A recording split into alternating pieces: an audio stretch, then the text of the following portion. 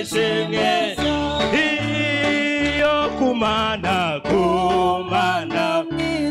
rufite umugabo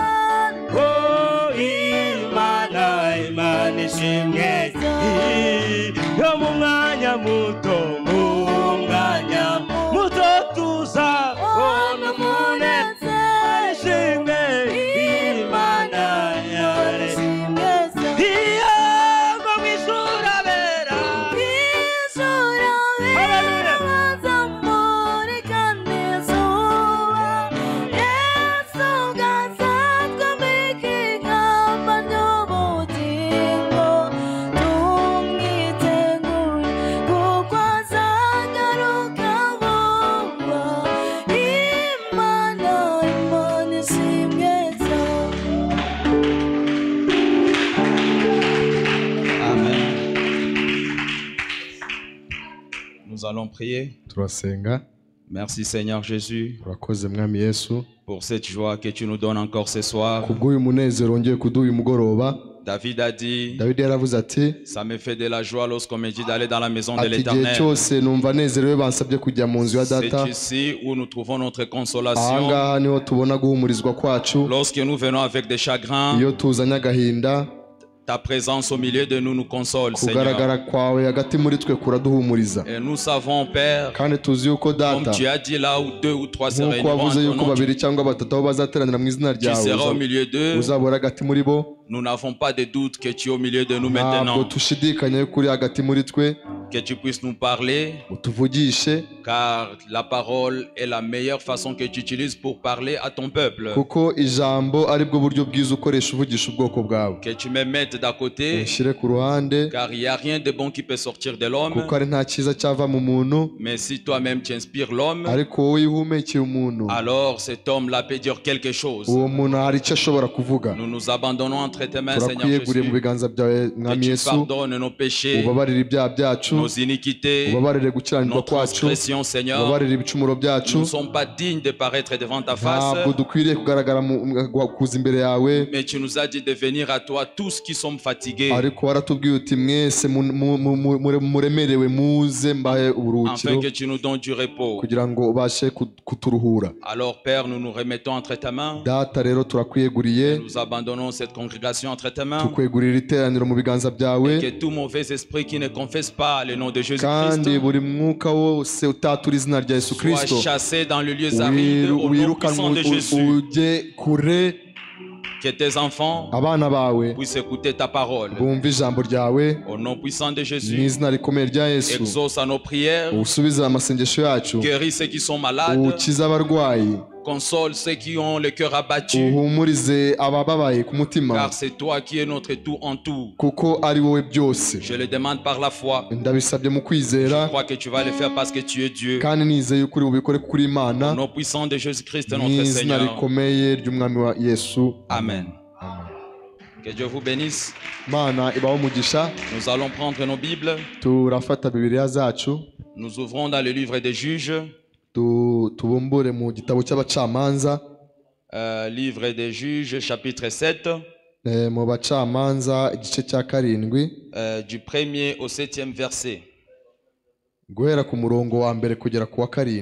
Je crois, frère Samy, on peut lire ensemble pour gagner le temps, verset par verset. Nous allons lire ensemble. Juges chapitre 7. Nous commençons au 1er verset jusqu'au 7e verset. La Bible dit, Jérubal, qui est Gédéon, et tous les peuples qui étaient avec lui s'élevèrent de bon matin et campèrent près de la source de Harod.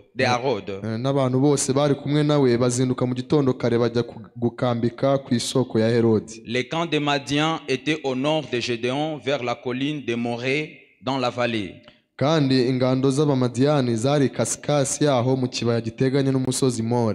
L'Éternel dit à Gédéon, le peuple que tu as avec toi est trop nombreux pour que je livre le Madian entre ses mains. Il pourrait en tirer gloire contre moi et dire, c'est ma main qui m'a délivré. Abantu muri kumwe bakabije kuba benshi nicyo gituma ntemera gutanga abamadiyani mu maboko yanyu kugira ngo Abisirayeli batanyiraraho bati amaboko yacu niyo yadukijije. Publie donc ceci aux oreilles du peuple, que celui qui est craintif et qui a peur s'en retourne et s'éloigne de la montagne de Galade.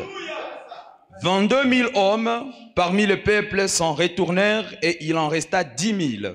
None genda ujya imbere y'ingabo urangurura uti utinya wese muri mwe agahinda umushyitsi nave ku musozi Galeyadi atahe, nuko abantu inzovu ebyiri n'ibihumbi bibiri barataha hasigara inzovu imwe. L'Éternel dit à Gédéon, le peuple est encore trop nombreux, fais-les descendre vers l'eau et là je t'en ferai les triages. Celui dont je te dirai que celui-ci aille avec toi ira avec toi. Et celui dont je te dirai que celui-ci n'aille pas avec toi n'ira pas avec toi. Uwiteka aherako abwira Gideyoni ati abantu baracyakabije kuba benshi, manukana nabo mujye ku mugezi mbakugererazeyo, nuko uwo ndi bukubwire ko ari we mujyana aba ari we mujyana, kandi uwo ndi bukubwire ntimujyane ntagende. Gédéon fit descendre le peuple vers l'eau, et l'Éternel dit à Gédéon, tous ceux qui laperont l'eau avec la langue, comme lappent les chiens, tu les sépareras de tous ceux qui se mettront à genoux pour boire. Nuko amanukana n'abo bantu bajya ku mugezi. Uwiteka abwira Gideyoni ati umuntu wese uri bujabagize amazi ururimi nk'imbwa umushyire ukwe, kandi uri bunywe apfukamye umushyire ukwe. Ceux qui lapèrent l'eau en la portant la bouche avec leurs mains furent au nombre de 300 hommes, et tout le reste du peuple s'est mis à genoux pour boire. Umubare w'abanywesheje amazi amashyi uba 300, ariko abandi bose banyoye bapfukamye. Et l'Éternel dit à Gédéon, c'est par les 300 hommes qui ont lappé que je vous sauverai et que je vous livrerai Madian entre tes mains, que tout le reste du peuple s'en aille chacun chez soi. Uwiteka abwira Gideyoni ati abantu 300 banywesheje amashyi nibo nzabakirisha kuko nkugabije abamadiyani, nuko abandi bose nibasubira iwabo. Matthieu chapitre 11. Matayo igice cya 11, le 12e verset. Ku murongo wa 12. Depuis le temps de Jean-Baptiste jusqu'à présent, le royaume des cieux est forcé, et ce sont les violents qui s'en emparent. Matayo 11 ku murongo wa 12 ati uhereye ku gihe cya Yohani umubatiza ukageza none ubwami bwo mu ijuru buratwaranirwa, intwarane zibugishamo imbaraga. Amen. Que Dieu bénisse la lecture de sa parole. Imana ihumugisha gusomwa kw'ijambo ryayo, mushobora kwicara. Amen. Amen. Ça me fait encore plaisir de me tenir devant le peuple de Dieu ce soir. Nezerewe kongera guhagarara imbere y'ubwoko bw'Imana muri mugoroba. C'est un privilège immérité. Na mahirwe ntakwiriye. Je remercie beaucoup le pasteur Kumbi nongeye gushimira umushumba Kumbi pour cette confiance qu'il a eu encore en moi. Kuba yongeye kungirira icyizere. Et j'ai toujours eu que toutefois que je me tiens ici, igihe cyose ahora ngirira icyizere, je dois tout faire pour ne pas abuser de cette confiance. Igihe cyose ngiriwe icyizere cyo guhagarara hano nkora uko nshoboye kugira ngo ntamutenguha. Et frère Branham nous dit, si vous voulez faire quelque chose pour Dieu, soit vous le faites à 100%, ou bien vous laissez. Et je crois que lorsqu'on prêche la parole, on doit bien la prêcher, soit on s'assoit. Amen. Amen. Ça c'est mon église. Et nous disons toute la vérité que le prophète nous a prêché, que la Bible nous a prêché. Alors comme thème ce soir, j'ai un petit thème que j'ai intitulé Si Dieu est avec nous, pourquoi ces choses nous arrivent-elles? Parce que lui-même il a dit, j'établirai une différence entre ceux-là qui me servent et ceux-là qui ne me servent pas. Ce qui veut dire, nous ne pouvons pas être semblables. Et si nous nous retrouvons que nous sommes semblables, c'est qu'il y a quelque chose qui ne va pas. C'est que quelque part il y a une vérité qui était cachée. C'est que quelque part, il y a une corruption qui est entrée. Ou bien je peux aussi dire, quelque part, il y a une incompréhension qui est entrée. Parce que nous ne sommes pas les mêmes. Ceux qui servent Dieu, ceux qui servent Dieu, même la nature doit témoigner qu'ils servent Dieu. Amen. Et comme nous venons de les lire dans le livre des Juges, chapitre 7, nous voyons ici que l'ordre qui est donné premièrement, c'est que tout homme qui est craintif, tout homme qui est craintif, tout homme qui a peur, qu'il rentre d'abord à la maison. Parce que Frère Branham nous a dit que la grande malédiction qui repose sur l'église aujourd'hui, ce n'est pas l'adultère. Non.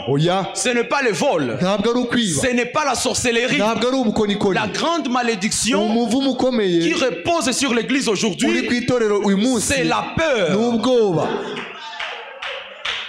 C'est la peur.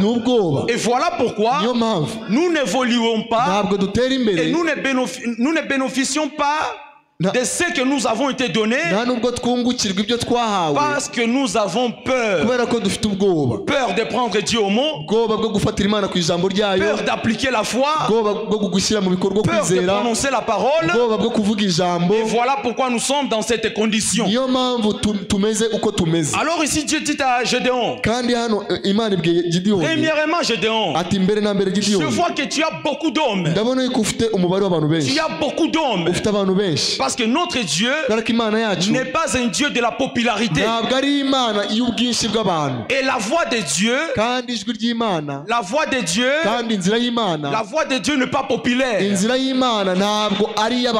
Lorsque la voix de Dieu devient populaire, c'est que quelque part on a menti. Quelque part on a caché la vérité. Parce que Dieu a réalisé, il y a un groupe de 32 000 personnes qui viennent. 32 000 personnes qui suivent Gédéon. Dieu a dit c'est pas possible. Parce que comme ça, dans cette situation, lorsque vous allez remporter la guerre, vous allez dire que c'est parce que vous étiez nombreux. Alors dis ceci à ces gens, que tout celui qui a peur, tout celui qui est craintif, c'était pas le temps de prier, c'était le temps d'être sincère. Si tu as peur, si tu es craintif, ne venez pas nous causer des soucis ici. Il ne faut pas être un fardeau. C'était juste une question de sincérité. J'ai peur. Et vous allez voir que dans ce groupe de 32 000 personnes, 22 000 personnes sont rentrées juste après le premier ordre. 22 000 personnes avaient peur. Donc vous voyez que même si ces gens allaient partir avec Gédéon, ils n'allaient pas remporter la victoire. Et Dieu, il connaît comment tamir les gens. Et voilà pourquoi Paul a dit, ceux qui nous ont laissés, ils n'étaient pas les nôtres. Et voilà pourquoi, si nous comprenons ceci, on n'a pas à se disputer, car chacun se connaît. Et chacun a la possibilité de dire je ne peux pas supporter ça. Et il va aller là où il veut. Parce que vous allez voir, lorsque ces gens sont partis, si ça serait une église, l'église allait rester vide. Une église qui vient de perdre 22 000 croyants. Mais Gédéon, comme il avait l'esprit de l'Éternel, il ne les a pas suivis pour les supplier. Gideon n'est pas parti après d'eux pour leur dire mais comment vous me laissez comme ça? Non, c'était des tonneaux vides.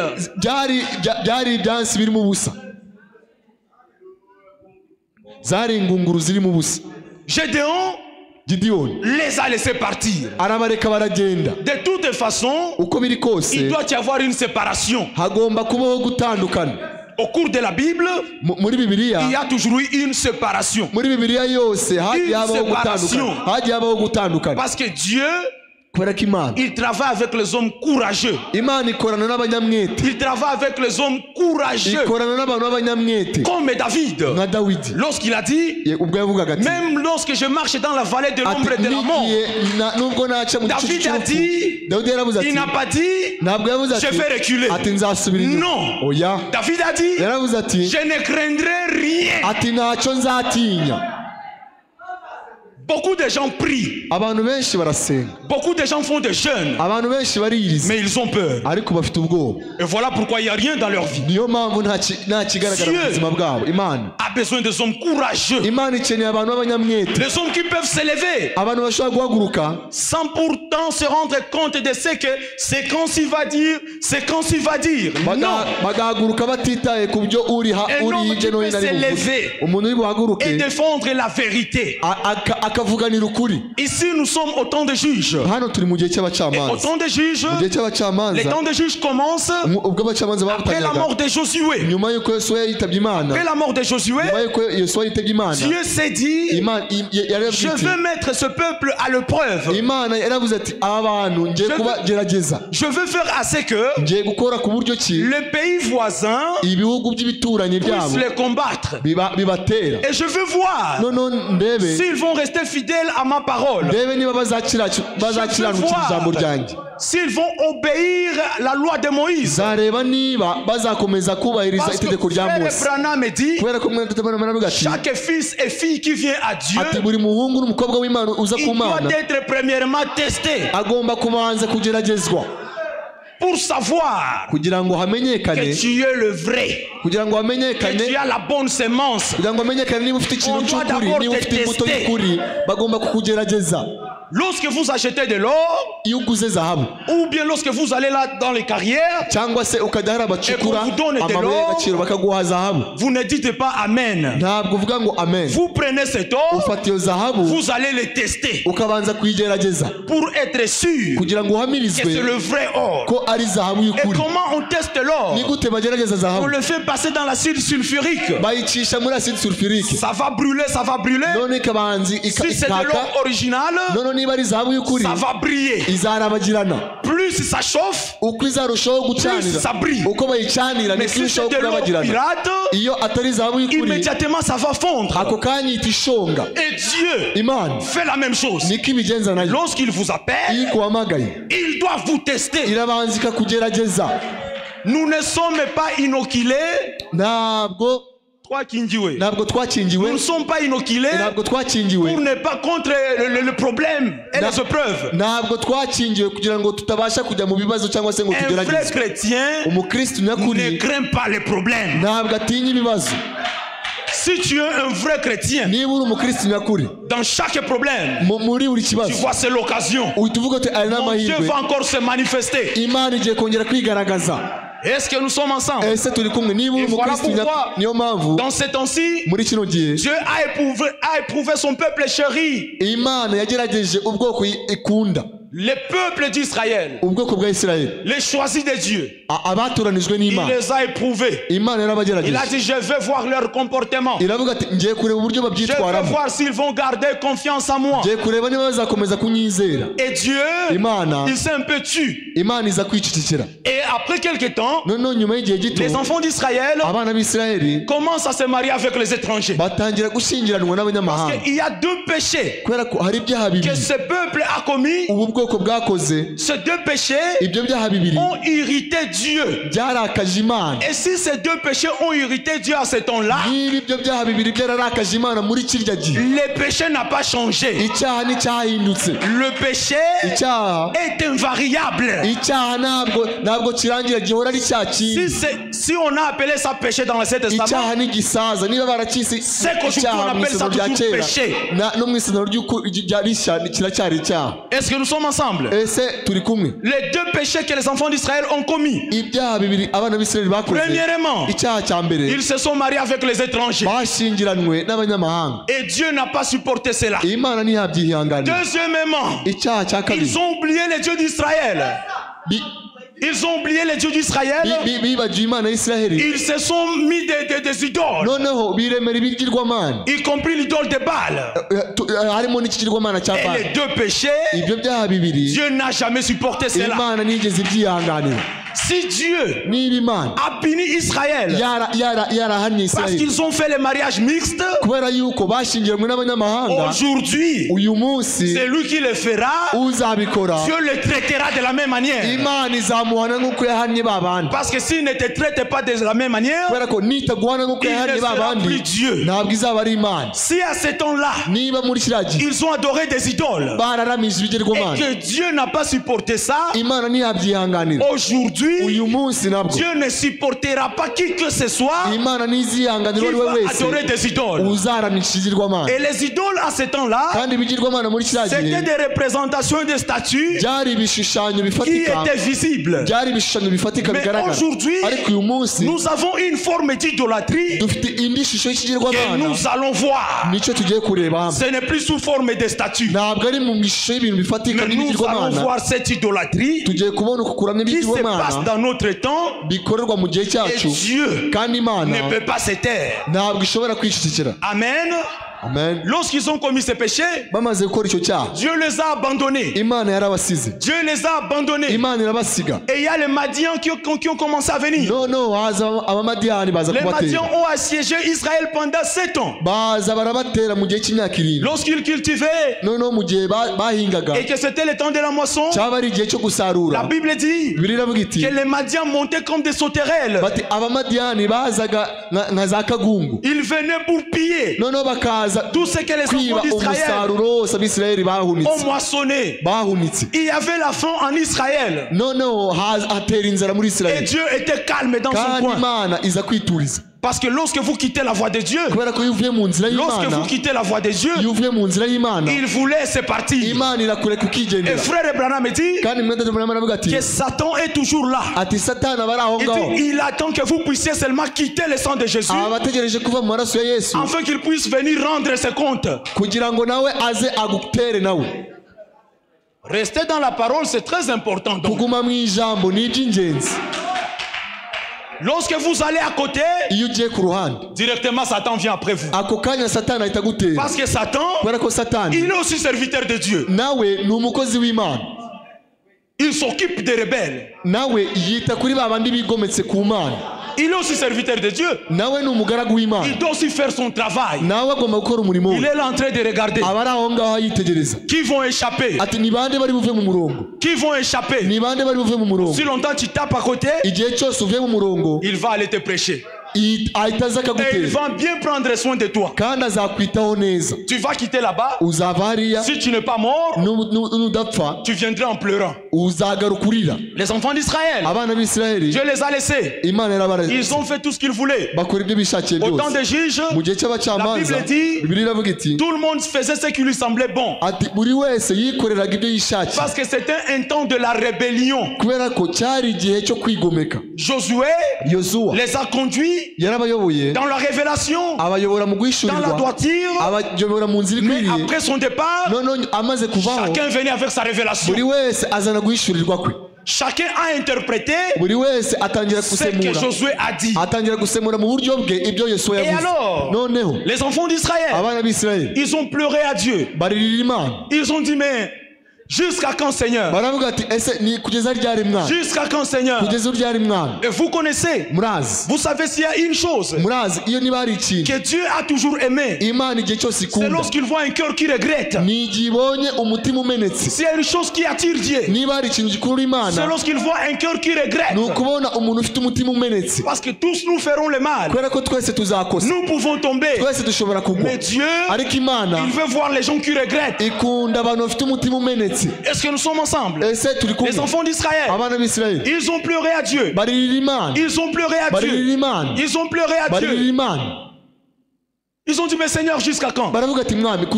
Seigneur, jusqu'à quand? Seigneur, jusqu'à quand? Et maintenant, Dieu, il est le Dieu de l'ordre. Il est le Dieu de l'ordre. Il est le Dieu de l'ordre.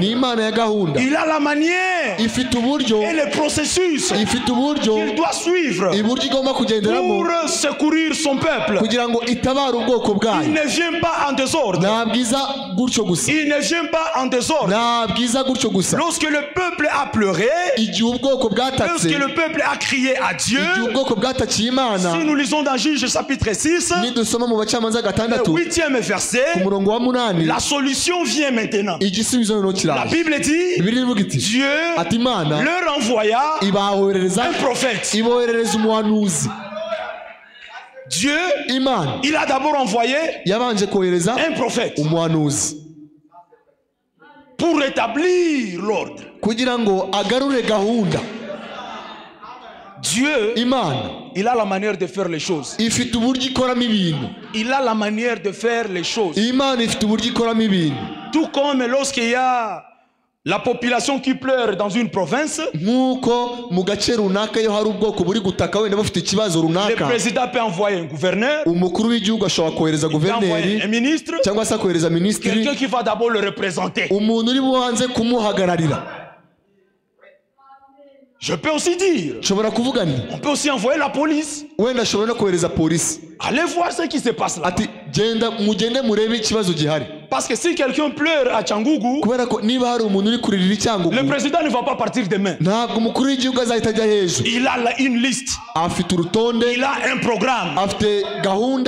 Mais il peut dire, tel ministre va d'abord écouter ce qui se passe là-bas.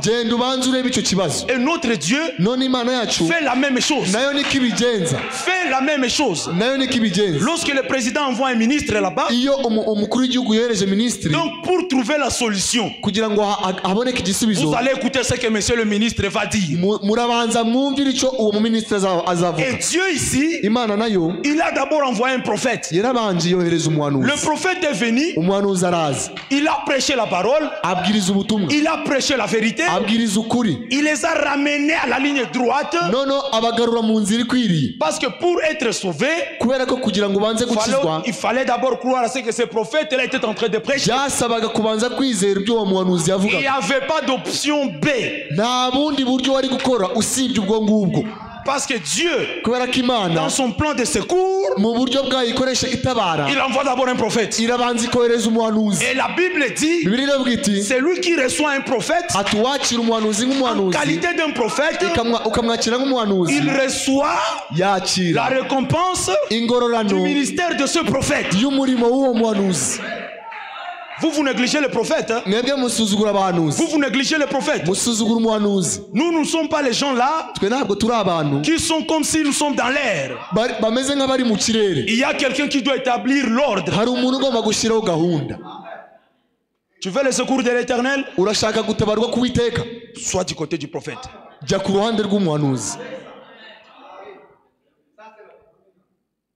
Nous sommes ensemble. Dieu a envoyé un prophète. Et lorsque vous descendez, la Bible dit, l'ange de l'Éternel aussi descend. Parce que le prophète doit avoir l'appui. Il doit avoir l'appui de l'ange pour que la mission soit accomplie. Et maintenant ici, nous voyons il y a un jeune homme dans la Bible qui était vraiment, qui avait l'amertume de la situation. Il était là avec son pressoir. Il était en train de battre le blé, le froment, le blé. Gédéon, j'aime, c'est un homme courageux. Gédéon, il n'a pas dit je ne ferai plus rien parce que les Madians vont venir. Gédéon était sur son poste de travail.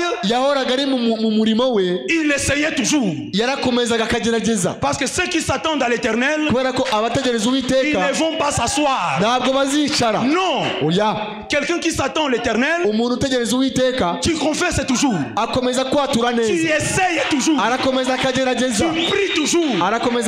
Peu importe l'oppression, tu pries toujours. N'arrêtez pas ce que vous faites parce qu'il y a l'opposition. Non. En attendant le secours de l'Éternel, faites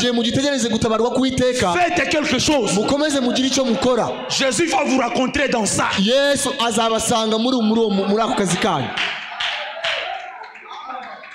N'allez pas vous asseoir et dire pour nous, on dit pas ça. On dit pas ça. Ça c'est pour le peureux et les lâches. Parce que Gédéon, l'ange, l'a rencontré au travail. Je peux dire, peut-être que Gédéon savait qu'après avoir bâti ses blés, les Madians vont encore venir. Mais il le faisait quand même.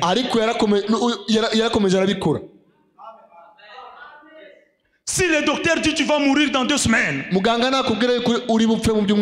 commencez pas à écrire des testaments. Il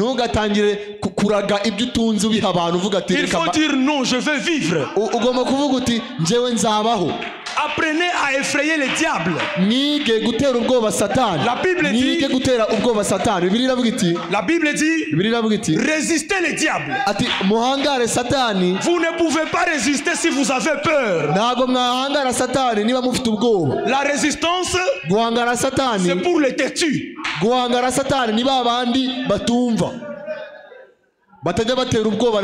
Les têtus. Le diable fait quelque chose, toi aussi tu répliques. Vous savez, on dit que l'armée américaine, on dit que c'est l'armée la plus puissante au monde. On dit qu'ils ont tout. Vous savez pourquoi on dit ça? Lorsque l'armée américaine attaque, il vient avec l'armée. Elle vient avec l'armée aérienne. Elle vient avec l'armée terrestre. Elle vient avec les marines. Avec les drones pour la technologie. Donc, l'armée vient pour remporter la victoire. Dans l'air, ils sont là. Sur la terre, ils sont là. Dans l'eau, il est difficile de les échapper. Lorsqu'ils viennent comme ça. Et c'est comme ça que Satan aussi attaque. Lorsqu'il vous attaque, il vient avec tous ses démons et tous ses agents. Alors votre manière de répliquer, oh, nakundi nabigenza. Comment ça? Et pourtant frère Branham nous a dit l'arme la plus puissante qui dépasse les bombes atomiques, qui dépasse même Satan D, qui est placé dans la main de l'homme. C'est la prière. ati intwaro ikomeye ibitwaro bya kirimbuzi byose, intwaro iruta na cya gisasu cyitwa Satani ya kabiri cyo mu Burusiya, ati ni isengesho. Donc nous avons ce que la Russie n'a pas. Nous avons ce que l'Amérique n'a pas. Pourquoi maintenant ces choses nous arrivent? C'est malheureux de voir un soldat qui a une mitrailleuse mais qui ne peut rien faire. Même les chiens peuvent le tuer. il ne peut rien faire.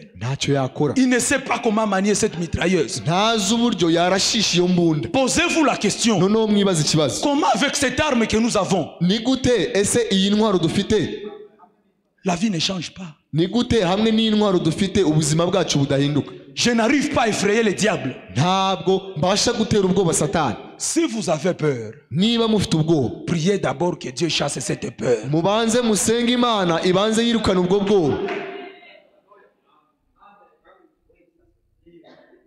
Si vous avez peur, priez d'abord que Dieu chasse votre peur.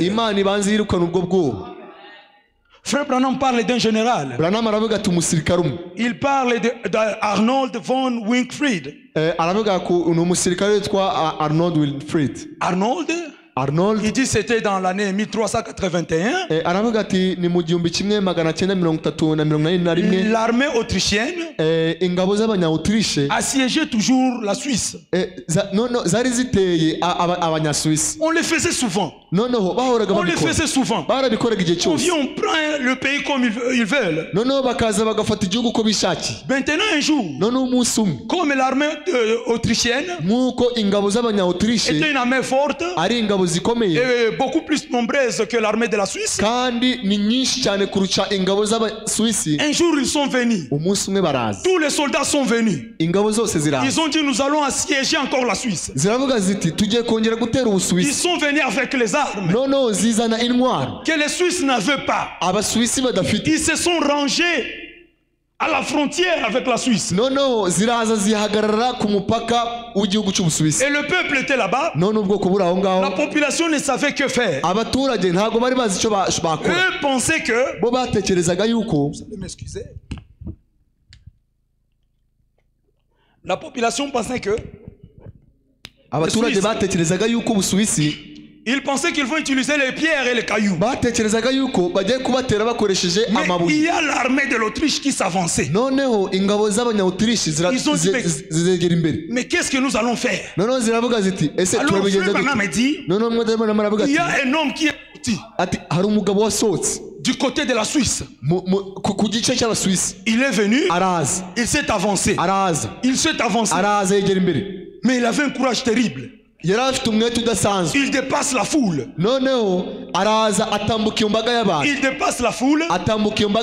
On commence à lui dire, Arnold, tu vas où? Il dit, je veux faire quelque chose aujourd'hui. Il dit, je veux faire quelque chose aujourd'hui. Il dit, vous voyez là dans cette vallée, il y a une petite maison. Et dans cette petite maison, il y a ma femme et mes enfants. Et peut-être qu'ils ne vont plus me voir. Mais je veux faire quelque chose pour mon pays. Il a dit, mais ça c'est pas possible. Qu'est-ce que tu vas faire? Qu'est-ce que tu vas faire? Frère Branham me dit, il s'est avancé. L'armée autrichienne a été surprise. Mais qui est cet homme qui s'avance comme ça? Il s'est avancé avec son arme. Il est entré au milieu d'eux. Il les a tous mélangés. Ils se sont étonnés. Ils se sont éparpillés. La population a eu le courage de venir renforcer Arnold. Et ils ont remporté la victoire. Arnold est mort là-bas. Mais jusqu'aujourd'hui, en Suisse, tu peux critiquer tout, mais ne pas critiquer Arnold. Pourquoi? Il n'avait pas peur. Et Frère Branham me dit, je peux voir un jour le Fils de Dieu. Il a quitté le ciel. Tous les anges lui ont demandé, où vas-tu? Il a dit, je veux faire quelque chose. Il est venu sur la terre. Il savait qu'il y avait un danger ici. Il connaissait la méchanceté des hommes. Il connaissait les péchés qui étaient sur la terre. Mais il a dit, je vais faire quelque chose. Vous le peureux, vous n'aurez rien. En français on dit, qui ne risque rien.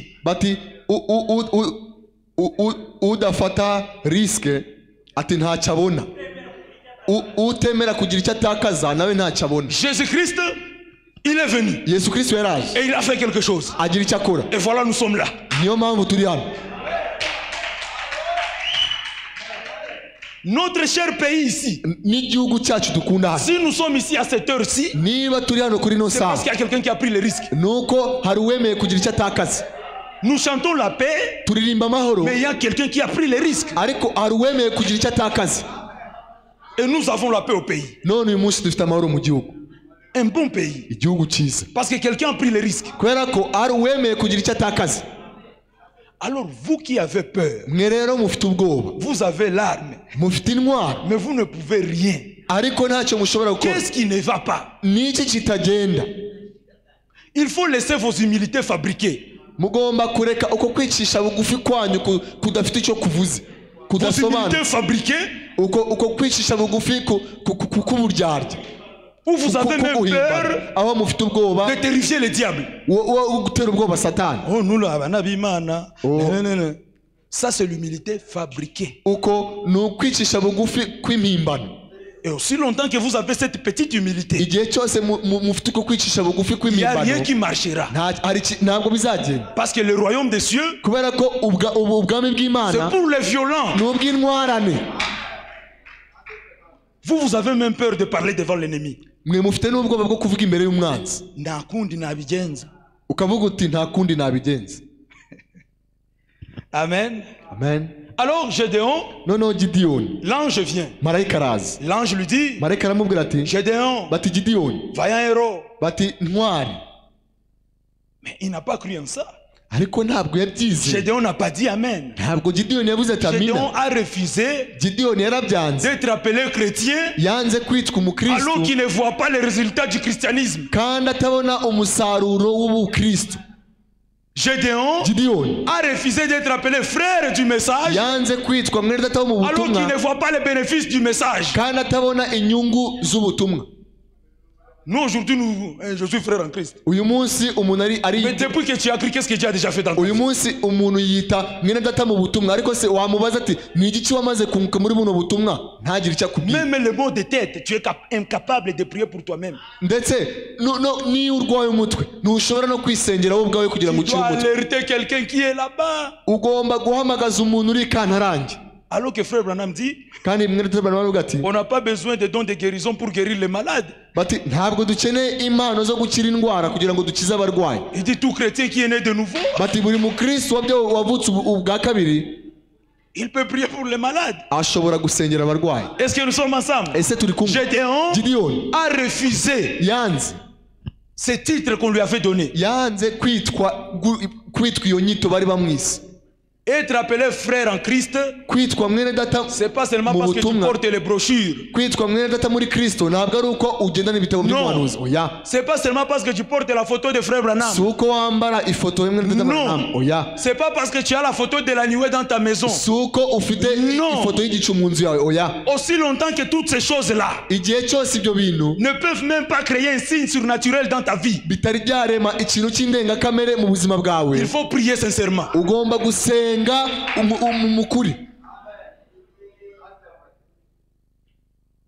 Si on dit que ça c'est un iPhone, ça fonctionne comme un iPhone. Lorsque tu l'allumes, ça te montre que c'est l'iPhone. Sa manière de fonctionner, c'est iPhone. Alors nous avons des frères croyant du message à l'extérieur, à l'intérieur un peu heureux. Ça c'est la fraude. Amen. Gédéon a refusé. Pourquoi tu m'appelles vaillant héros alors que nous souffrons comme ça? Comment je suis vaillant héros alors que nous souffrons comme ça? Et Gédéon ne s'était pas arrêté là-bas. C'est alors que Gédéon a demandé, mais ce Dieu-là que vous parlez, s'il est avec nous, mais où sont les miracles maintenant? Où sont les miracles? Nos pères nous ont raconté l'histoire, mais nous ne voyons rien. Frère David, lorsque vous lisez la vie de Frère Branham, miracle sur miracle, miracle sur miracle. Mais les gens qui ont suivi Frère Branham, rien. Les débats seulement. Il est venu, il n'est pas venu. S'il est venu, qu'est-ce qu'il a fait dans ta vie? Tu vas voir un frère, il n'a pas du travail, les enfants n'étudient pas, il n'y a même pas l'argent pour payer la maison. Au lieu de dire où sont les miracles, je crois qu'il n'est pas venu. Distraction totale. Les débats inutiles, des conflits inutiles, des conflits. Nous ne sommes pas un royaume de combat. Nous sommes un royaume des gens qui peuvent prendre Dieu au mot. Frère Branham me dit, croire au Seigneur Jésus-Christ c'est bien. Il dit croire à mon message c'est bien. Mais si vous ne croyez pas en vous-même, cela ne vous fera aucun bien. Et c'est ça le problème que nous avons aujourd'hui. Tu crois le message. Très bien. Tu crois le Seigneur Jésus-Christ. Très bien. Mais lorsqu'on te dit que tu es Dieu, tout est possible à toi lorsque tu crois.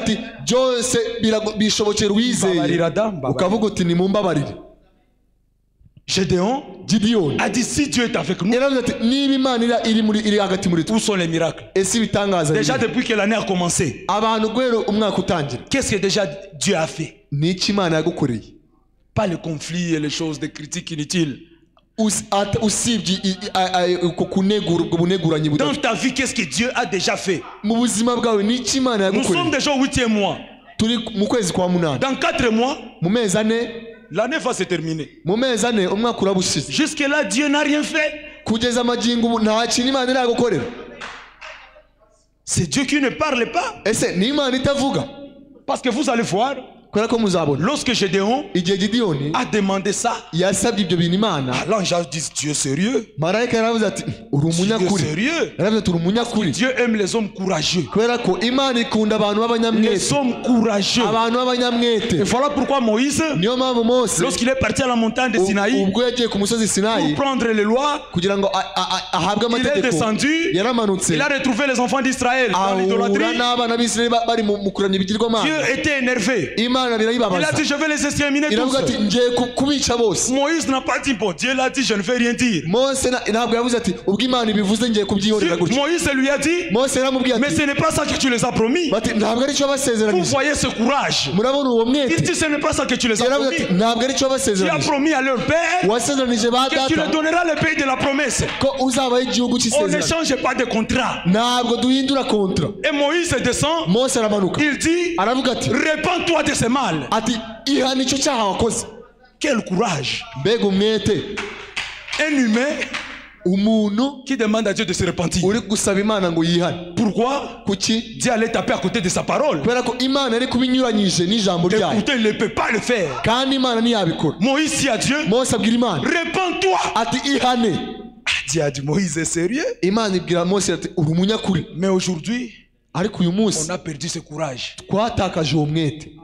Tout ce qui nous arrive, nakundi. Qu'est-ce que je peux faire? Parce que vous allez voir, Gédéon, lorsqu'il a parlé à l'ange, l'ange lui dit, va maintenant, je t'envoie. Va délivrer le peuple d'Israël. Gédéon n'a pas dit Amen toujours. Il était un homme spécial. Il a dit mais comment moi je vais le délivrer? Je viens d'une famille pauvre. Je suis le cadet de la famille. Alors l'ange lui a dit mais je serai avec toi. Vas-y, je serai avec toi. Gédéon a dit, mais qu'est-ce que je vais faire? Gédéon, on l'a appelé vaillant héros depuis sa naissance jusqu'à cet âge-là. Il n'avait jamais même combattu un seul combat. Mais il était un héros, un vaillant héros. Voilà pourquoi vous ne devez pas permettre au diable de vous appeler d'autres noms. N'acceptez pas cela. Gédéon, il a été appelé vaillant avant de mener même une simple guerre. Et vous aussi, vous êtes filles de Dieu. Peu importe la condition dans laquelle vous vous trouvez. Les Madians venaient. Les Madians venaient, Gédéon ne faisait rien. Et Dieu voit cet homme-là qui ne fait rien. C'est un héros. Et vous aussi, vous êtes fils et filles de Dieu. Même si vous ne comprenez pas encore bien les messages, tu es fille de Dieu. Même si vous avez encore des faiblesses, tu es fils de Dieu. Que Satan ne te dit pas le contraire. Est-ce que nous sommes ensemble? Et Gédéon, cela a activé sa foi. Il est parti renverser les idoles de Baal. On a voulu le tuer. On a dit à son père, tu dois amener ton fils, on va le tuer. Son père Joas, j'aime la réponse qu'il a donnée. Il a dit, mais pourquoi vous voulez lui faire du mal? Si Baal est Dieu, qu'il plaide pour lui-même. Si Baal est Dieu, qu'il plaide pour lui-même. Et Baal n'a rien fait. Et notre Dieu n'est pas Baal. Il n'est pas Dagon. Si vous mettez notre Dieu à l'épreuve, lui il va pas se taire comme Baal. Lui il va faire quelque chose. Et voilà pourquoi, lorsqu'Élie a compris cela, Élie a compris la faiblesse de Baal. Il a réuni tous les prophètes de Baal. Il a dit, aujourd'hui, les dieux qui répondront avec le feu, c'est lui le vrai Dieu. Baal n'a toujours rien fait.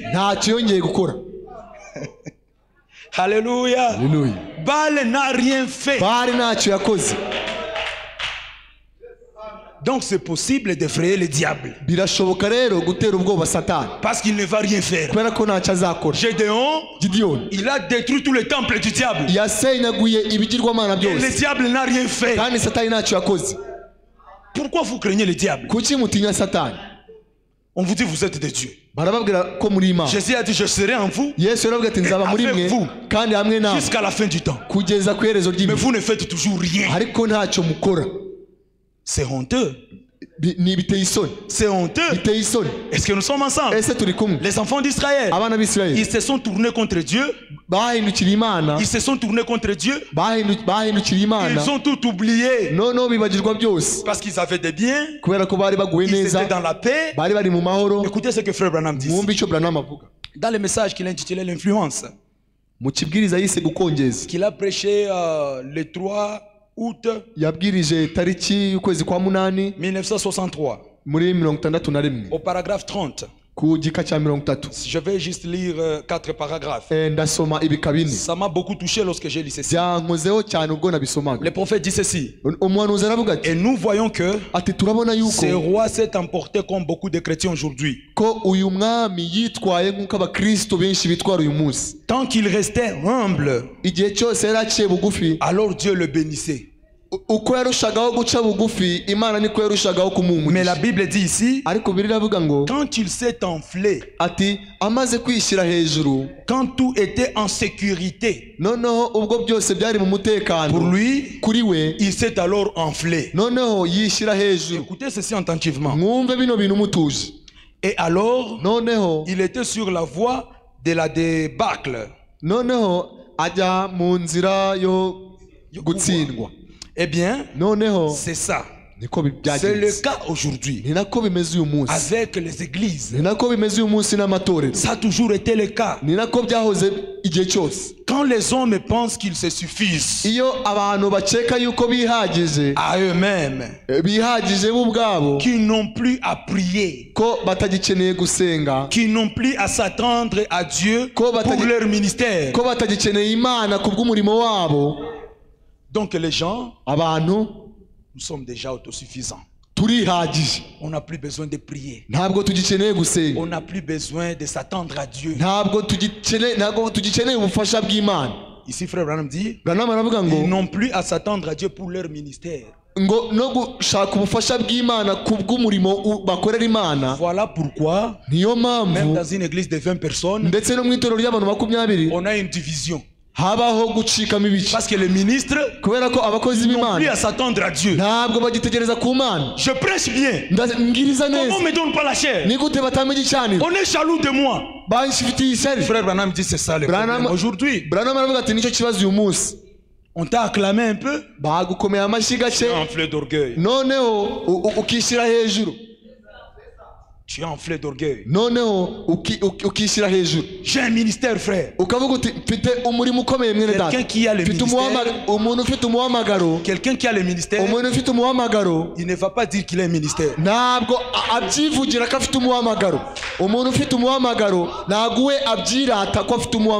Frère Branham dit, il ne s'attendent plus à Dieu.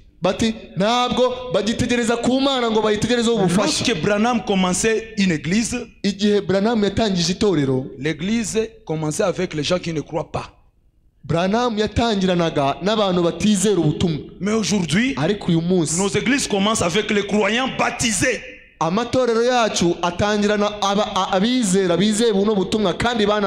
L'église a commencé là-bas. Il y a déjà 30 brebis.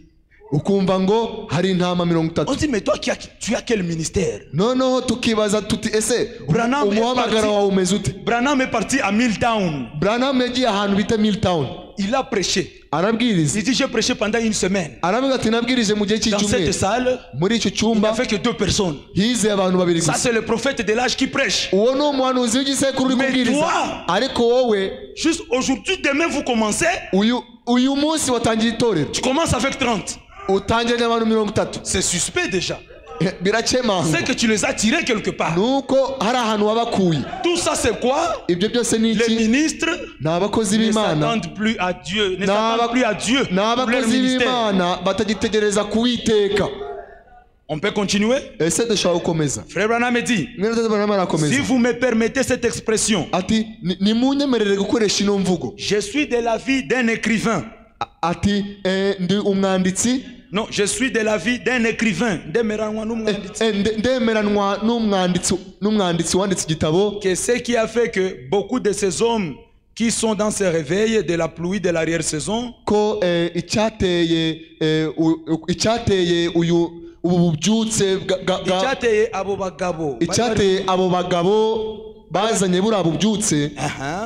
ou dans ces réveils des derniers jours, il dit ce qui a causé qu'ils puissent voler en éclats.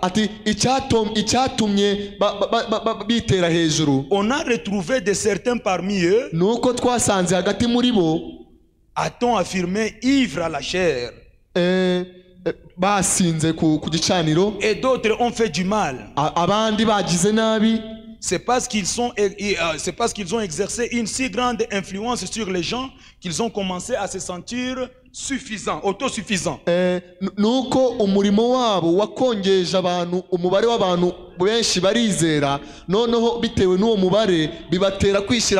Donc il y a beaucoup de croyants, il y a beaucoup. Le pasteur se sent suffisant. Il dit que c'est leur petit royaume. Ils ont le pouvoir. Ils ont une telle emprise sur les gens qu'ils peuvent faire tout ce qu'ils veulent. Et les gens ne s'en aperçoivent pas. Mais Dieu voit cela. Vous voyez, il s'agit de lui. Il dit, je peux dire, c'est comme Nebuchadnezzar. Un jour il est sorti et a dit, regardez quel grand royaume j'ai bâti. Là, l'ange l'a frappé. Dieu n'aime pas des vantards. Écoutez, 33. Écoutez ceci attentivement. Branham me dit, et quand un homme ou une femme, écoutez, qu'il soit un évêque, qu'il soit un cardinal, ou qu'il puisse être, quoi qu'il puisse être, donc, dès que vous commencez à vous sentir indépendant,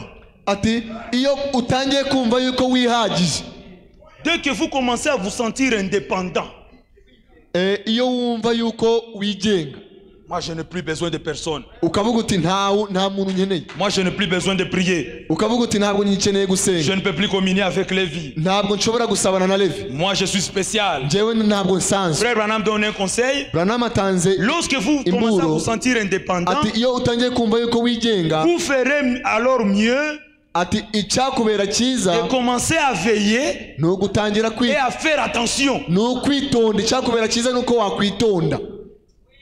Lorsque vous sentez que moi, je ne suis plus comme ces gens-là. Et ils sont pécheurs, moi je suis saint. Ils n'ont pas le Saint-Esprit, j'ai le Saint-Esprit. On ne peut pas même communier. Ils ne sont pas de mon niveau. Moi je vis aux États-Unis et ils viennent de Gitarama. Lorsque vous commencez à vous sentir comme cela, Frère Branham dit, il faut faire attention. Qu'on continue. En effet, Dieu ne vous laissera pas aller comme cela. Non. Dieu ne vous laissera pas aller comme cela. Car il ne partage pas sa gloire avec quelqu'un d'autre.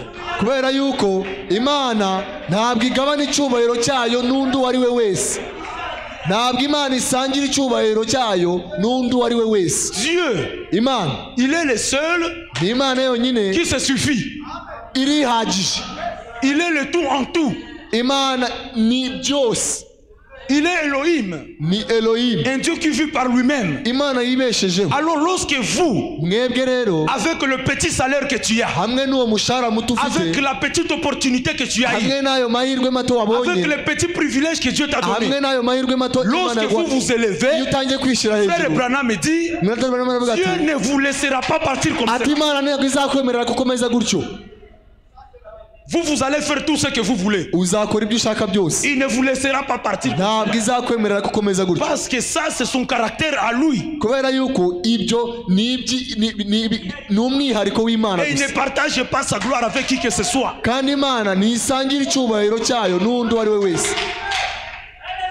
Dieu ne partage même pas sa gloire avec le prophète. Non. Dieu, il reste Dieu. Le tout-puissant. Et lorsque vous voulez le faire remplacer par quoi que ce soit, Dieu doit protéger sa réputation. Il va vous poursuivre, bien aimé. Et voilà pourquoi même ici nous disons, nous ne prions pas Frère Branham. Frère Branham, c'est un prophète que nous respectons, que Dieu a utilisé dans cet âge. Mais Dieu n'a pas partagé sa gloire avec Frère Branham. Parce que lui-même dit, Frère Branham, Dieu ne partage pas sa gloire avec qui que ce soit. À Dieu la gloire, à Dieu l'honneur, au siècle des siècles. à Dieu lui-même. Voilà pourquoi il a dit à mon nom, pas le nom de frère Branham. Il a dit à mon nom, moi Jésus-Christ, vous prierez pour les malades, ils seront guéris. Tout ce que vous demanderez au Père à mon nom, pas le nom de frère Branham. Ceux qui disent que le nom de Dieu, le nom nouveau de Dieu c'est frère Branham, c'est l'idolâtrie.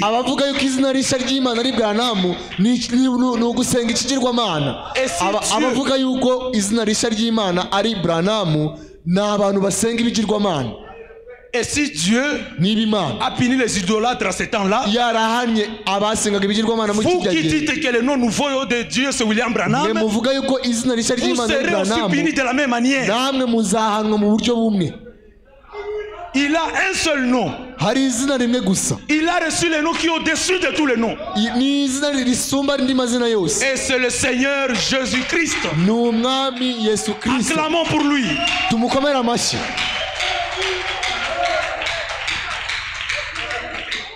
Dieu ne partage pas sa gloire avec qui que ce soit. Lorsque vous le pensez que vous êtes plus que les autres, frère Branham dit Dieu ne va pas vous laisser comme ça.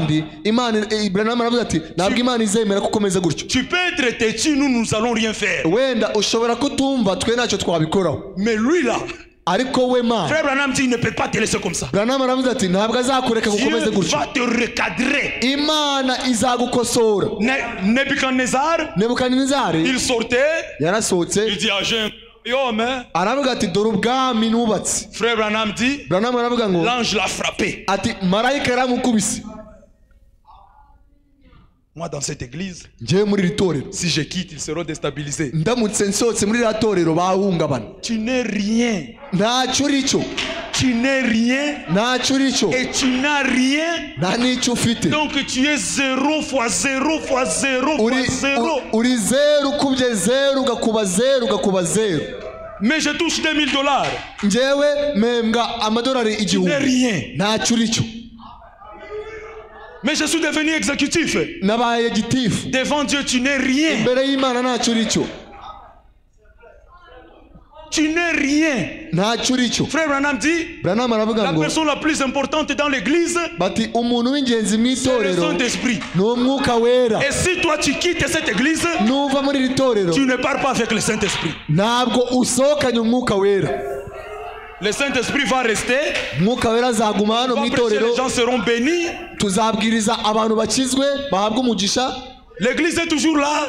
Oui, dernièrement ils ont baptisé 4 personnes.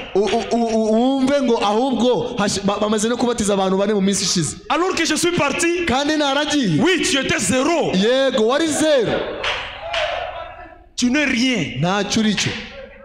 Ne vous sentez même pas comme si tu n'es pas là, rien ne se fera. Tout va marcher parfaitement à ton absence. Je ne donnerai plus rien à ces gens-là. Dieu va susciter un autre poisson et nous serons toujours bien. Et Dieu ne te laissera pas partir comme ça. Tu peux partir et dire n'importe quoi. Mais Dieu va te poursuivre là-bas. Lorsque vous commencez à vous sentir moi. Ici nous disons Jésus, Jésus, Jésus, Jésus. On peut continuer? Il dit en effet, Dieu ne vous laissera pas aller comme cela. Il ne partage sa gloire avec quelqu'un d'autre. Il ne partage pas sa gloire avec quelqu'un d'autre.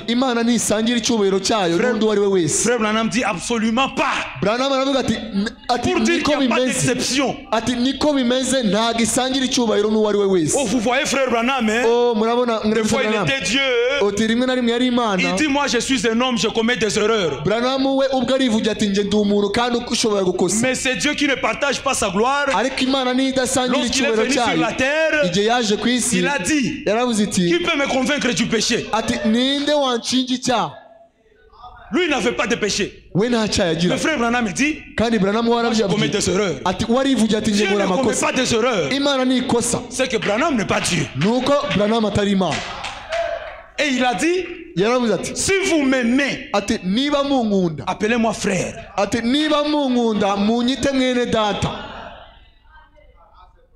Si vous m'aimez, c'est que les gens qui appellent Branham d'autres noms, ils n'aiment pas Branham. bishatse kuvuga yuko abandi bita Branham andi mazina nuko batamukunda kuko we ubwe yarivugiye ati niba munkunda munyite mwene so.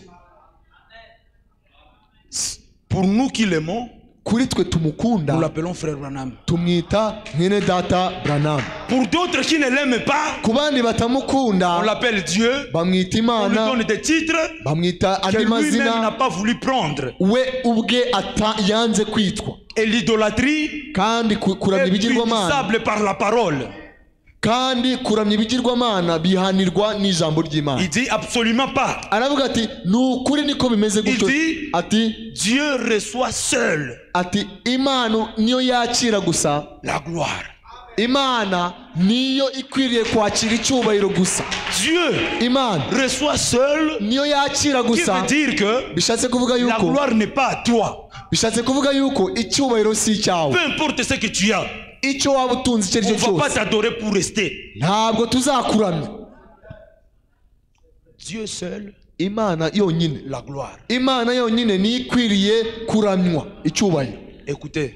Mwumve. 34. Ku gika cya 34. Il dit. Aravuze ati. Deux fois. Ati rimwe na rimwe. Dieu peut bénir un homme. Écoutez ceci attentivement. Mwumve bino bintu. Ati rimwe na rimwe Imana ishobora guha umugisha umuntu. Et lui donner un petit ministère. Noneho ikamuha umuhamagaro muto cyangwa se ikamuha itorero rito. Qui est peut-être un peu meilleur que celui de son frère. Wenda se itorero ryiza rirushije ubwiza irya mugenzi we. Ou pas meilleur mais juste quelque chose d'un peu différent de celui de ses frères. Cyangwa se ikamuha ikintu gitandukanye n'icyo yahaye mugenzi we. Alors la chose suivante. None ikizakurikiraho, vous savez, murazi, cet homme uwo muntu commence à s'exalter. Noneho agatangira kwihimbaza à cause d'un petit ministère. Kubera umurimo muti Imana yamuha. À cause d'un petit don. Kubera impano no Imana yamuha. À cause d'une petite bénédiction. Kubera umugisha muti Imana yamuhaye. Frère Branham dit, Branham aravuga ngo cet homme commence à s'exalter. Uwo muntu agatangira kwihimbaza. Torse bombé. Agatangira kurega gatuza. Torse bombé. Akarega gatuza. Oh là là. Il pourrait même vous expulser de la rue. Noneho akaba yanaguhutaza mu nzira. Ntagikorwaho. Ntagikorwaho. Il est béni, il est au-delà. Yahawe umugisha cyane. Aratumbagira. Il peut même vous expulser de la rue. Ashobora no kuguhutaza mu nzira. Et ce moment, c'est le moment, je pense, où cet homme commence à franchir la porte. Parce que Dieu ne peut pas utiliser une telle personne. Torse bombé. Je ne suis pas comme vous. Frère Branham nous dit, Dieu ne peut pas utiliser une telle personne. Dieu utilise les gens qui, malgré le niveau de la bénédiction, ils restent brebis dans l'église. On peut lui dire fais ça, il fait. Peu importe le niveau de la bénédiction, il peut communier avec les plus petits. Peu importe le niveau de la bénédiction. Lorsqu'on dit Branham a dit, il dira Amen. Et ne pas imposer son ordre. Les gens pareils, Dieu ne les utilisera jamais. Et voilà les enfants d'Israël, ils sont devenus têtus. Dieu les a punis. Est-ce que nous sommes ensemble? Dans le message, le messager du soir, qu'il a prêché le 16 janvier 1963, au paragraphe 247, il dit, remarquez, le messager du temps de la fin, son travail sera de préparer les saints ati umurimo we no gutegura bera. Préparer l'épouse pour l'époux. Gutegurira umugeni ngo asanganire umukwe we. C'est ce que sera son message. Ati nico ubutumwa bwe buzabumaze. Eh bien, vous voulez apprendre l'ABC? Ati ese murashaka kwiga za ABC pour que vous puissiez étudier l'algèbre plus tard? Kugira ngo muzabashe kwiga imibare nyuma yaho. Quand ces autres sceaux qui sont dans les dos seront verts, ils ne seront révélés qu'à eux, donc qu'à l'épouse. Ati ibyo bizahishurirwa gusa umugeni. C'est vrai. Ati nukuri. Apprenez d'abord l'ABC. Ati mubanze mwige ibintu by'urufatiro. C'est quoi l'ABC? Ati ABC ni iki? J'aime ça. C'est quoi l'ABC? Nkunda bino bintu. Ese ABC ni iki? Ibanze ry'imyigishirize yacu ni iyihe? Ibanze ry'imyigishirize yacu ni irihe? Il dit, aravuze ati always, ati igihe cyose believe, ati mwizere Christ. Ati igihe cyose mujye mwizera Kristo. Pas frère Branham. Ntabwo ari mwene Tata Branham. Il dit always. Ati igihe cyose. Always. Ati igihe cyose believe, mujye mwizera Kristo. Il dit ceci. Aravuze ati pas votre credo. Ati ntimwizere iyobokamana ryanyu. Christ. Mwizere Kristo. Vous voyez? Murabona? Il dit. Aravuze ati croyez. Ati mwizere ce que lui dit. Icyo we yavuze. Pas ce que quelqu'un d'autre dit. Atari cyo undi muntu avuga.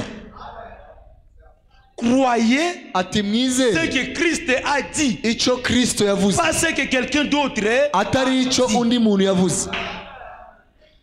Branham nous amène à Christ. Branham atujyanye kuri Kristo. Mais il y a les gens qui veulent nous détourner. Ariko hari abandi bantu bashaka kuduhindukiza batujyana mu yindi nzira.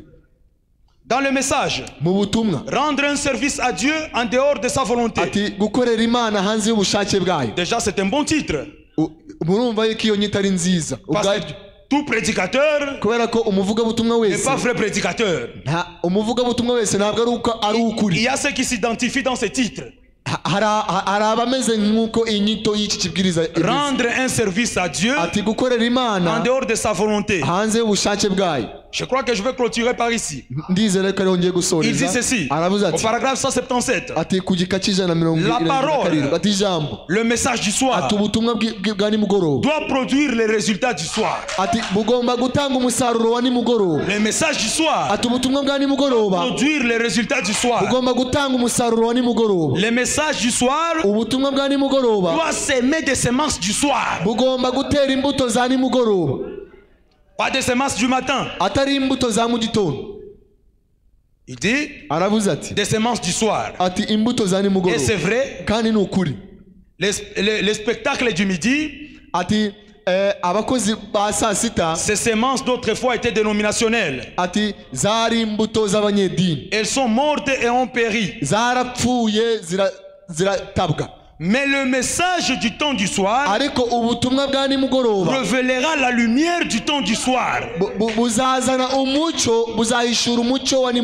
il produira les résultats du temps du soir. Frère Branham insiste. Le message du temps du soir. Les temps de Jésus, le message du midi a produit le résultat de midi. Le message du commencement a produit les résultats du commencement. Cela a produit la création. Il a créé son fils à son image à midi. Maintenant, vers le soir, à midi, le message a créé son fils, Jésus-Christ. Le temps est passé. Le soir, il dit vers le soir, il lui crée une épouse. Amen. Amen. Voyez-vous? Par quoi? Par sa parole. Comment a-t-il formé la terre? Comment l'a-t-il appelé à l'existence? Par sa parole. Qui était son fils? Qui était son fils? C'est une question. La parole. Au commencement était la parole. Ati kwitangiriro hariho jambo. La parole était avec Dieu. Ijambo ryari kumwe n'Imana. Et la parole était faite chair. Kandi ijambo ryambaye umubiri w'umuntu. Elle a habité. Ritura. Comment prendra-t-il son épouse? Ni gute noneho azafata umugeni wayo? Frère Branham répond. Branham arasubiza ati par la parole. Ati azamufatisha ijambo rye. Non pas par un char neuf. Ntabwo azamufatisha igare rishya. Non pas par la conception d'un théologien. Cyangwa se imyumvire y'umunyateologiya. Mais il identifiera selon sa parole. Ahubwo azamugaragarisha ijambo rye. Alors écoutez. Nono mwumve. Frère Branham, ici il donne ce que nous appelons warning. Hano atanze icyo bita imburu. Il donne un warning. Atanze icyo bita imburu. Comment est-ce que Dieu prendra son épouse? Ni gute Imana izafata itorero ryayo? Par sa parole. Azarifatisha ijambo. Qui est son fils? Ati umwana wayo ninde? La parole. Ati ni ijambo. Comment a-t-il créé la terre? Ati ni gute yaremye isi? Par la parole. Yariremesheje ijambo. Comment a-t-il appelé le monde à l'existence? Ni gute yatumye isi baho? Par la parole. Yabikoresheje ijambo. Pas par la conception d'un théologien. Ntabwo ari imyumvire y'umunyateologiya. Pas par les pensées humaines. Ntabwo ari imitekerereze ya kimuntu. Écoutez maintenant. Mwumve noneho. Le warning que Frère Branham nous donne. Mwumve noneho imburo mwene data Branham atanze. Il dit ceci. Ati n'y ajoutez rien. Ati ntihakagire icyo mwongeraho. Cher prédicateur. Ati bavuga butumwa. N'y ajoutez rien. Ntihakagire icyo mwongeraho. Et n'en retranchez rien. Kandi ntihakagire icyo mukuraho. Ça c'est très important. Ibi ni iby'ingenzi cyane. N'y ajoutez rien. Ntihakagire icyo mukuraho. Et n'en retranchez donc rien. Ntihakagire icyo mwongeraho. Ntihakagire icyo mukuraho. Laissez-la. Ati murireke tel qu'elle est. Mureke ijambo uko rimeze. N'y ajoutez rien. Ati ntihakagire icyo muryongeraho. Oh frère Branham dit ça. Oh ngo mwene data Branham yavuze bino. Mais mon papa m'avait dit que c'est comme ça. Ariko papa wanjye yambwiye ko ari gutyo bimeze. N'y ajoutez rien chers parents.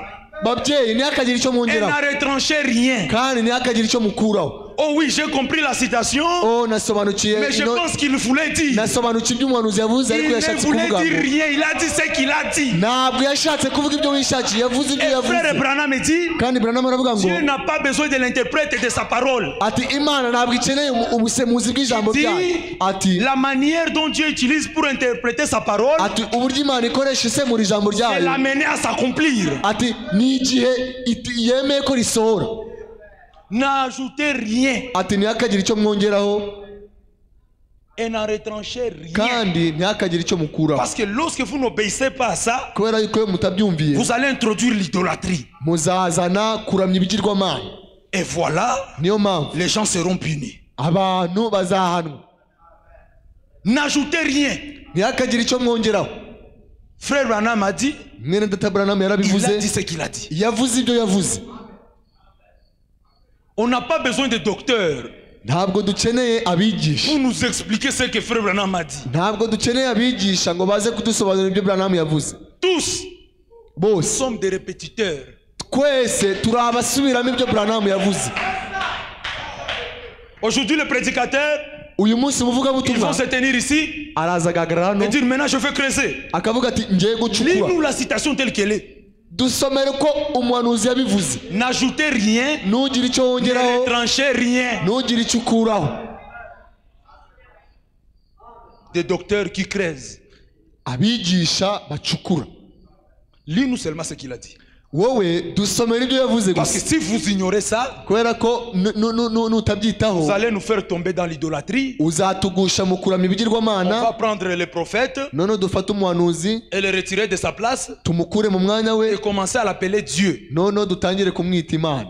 Je vais lire une citation pour terminer ici. None ngiye gusoma umurongo w'umuhanuzi ubundi dusoze. Dans les 7 âges de l'église. Mu bihe birindwi by'itorero. Dans l'âge de l'église de Thyatire. Mu gihe cya Thyatire.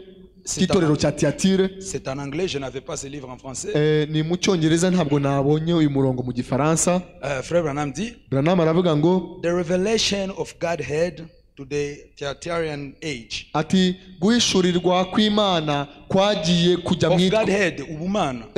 Ubumana guhishurirwa kw'ubumana bw'Imana kwagiye mu itorero rya Thyatire. Is that Jesus is the Son of God. kuvuga kuti Yesu Kristo ni umwana w'Imana. Once in the days of his flesh, noneho mu gihe yarakiri mu mubiri, he was known as the Son of Man. He was known. Yari umwana w'umuntu. He was known as the Son of Man. Yari umwana w'umuntu. He was known. Yarazwi nk'umwana w'umuntu. But ariko henceforth we know him no more after the flesh. Ariko twamumenye amaze kwambura umubiri. Okay. He is no longer the Son of Man. Noneho ntakiri umwana w'umuntu. The great prophet. Ntabwo akiri wa muhanuzi ukomeye. Who in himself gathered all the prophecies. Wa wundi wari ubumbatiwe ubuhanuzi bwose muri we. The only begotten is back in the bosom of the Father. Wa wundi wari ikinege wasubiye mu gituza cya se. Now we know him after the power of resurrection. Noneho twamumenye mu mbaraga z'umuzuko. He is risen and has taken unto himself his mighty power. Yarazutse yambara imbaraga ze zose. And is above all and over all the praises. Noneho ari hejuru yo kuramywa kose. Of his own glory. Ari hejuru y'icyubahiro cye. Il dit encore. Aravuga ati his glory. Ati icyubahiro cye. His glory. Ati icyubahiro cye. Will he not share with another? Ati icyubahiro cye ntabwo azigera gisangira n'undi wari we wese. Ça c'est frère Branham qui parle. Uyu ni mwene data Branham uri kubivuga. His glory. Ati icyubahiro cye.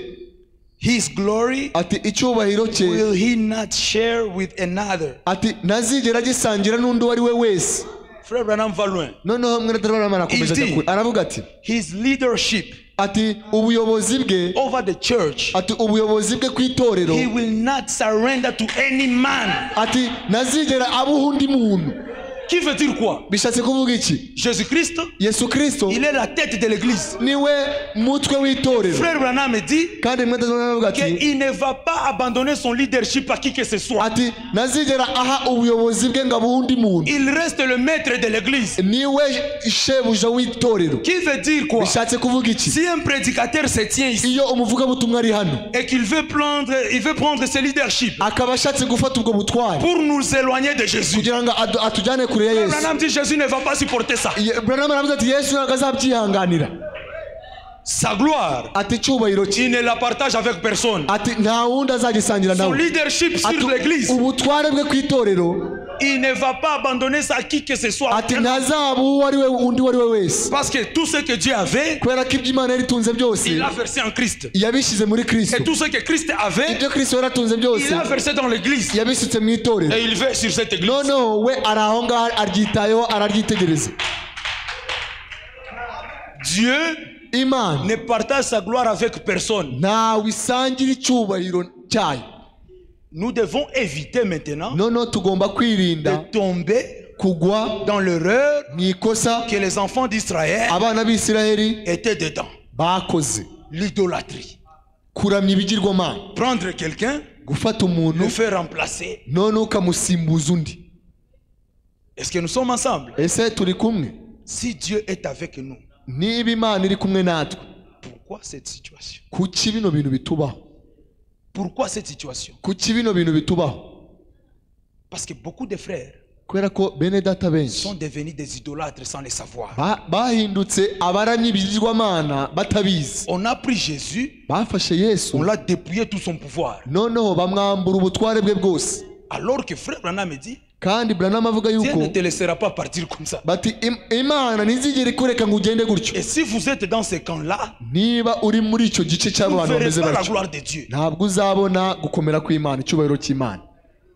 Il dit sa parole, ati ijambo ryayo, c'est son fils, ati ni umwana wayo. N'ajoutez rien, ati ntakagire icyo wongeraho, retrancher rien, ntihakagire n'icyo mukuraho. Comme moi je l'attends, ati nk'uko mbyumva, tu n'es rien. ntacyo uri cyo. On n'a pas besoin de ton opinion. nta nubwo dukeneye kubyumva. Les enfants d'Israël, abana b'Israël se sont mariés avec les étrangers. Bashingiranywe n'abanyamahanga. Et ils ont pratiqué l'idolâtrie. Noneho bibazanira kuramya ibigirwamana. Et le malheur est tombé sur eux. Kandi ibyago bibazaho. Dieu ne partage sa gloire avec personne. Que Dieu vous bénisse.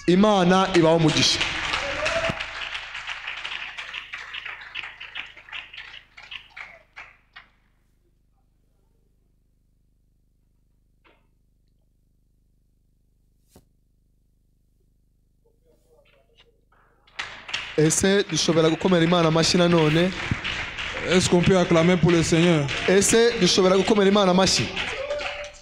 Voilà. Dieu bénisse son serviteur. C'était un bon message. Mais son titre était Si Dieu est avec nous.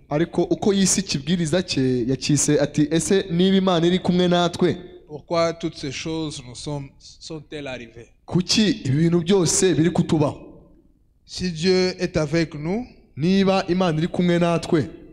y a quelque chose qui doit se faire voir. Il y a une citation qu'il a lue, là où il a dit que des fois il nous arrive de nous sentir indépendants. Ya umuhanuzi avuga yuko rimwe na rimwe hari ubwo twiyumva yuko twigenga.